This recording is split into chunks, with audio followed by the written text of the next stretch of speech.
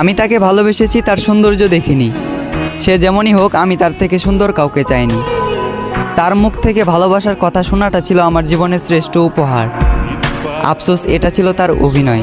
তবে আমার ভালোবাসাটা অভিনয় নয়, বরং তার এই অভিনয়ের কারণে তাকে পাওয়ার যুদ্ধে আজ আমাকে মানতে হলো হার।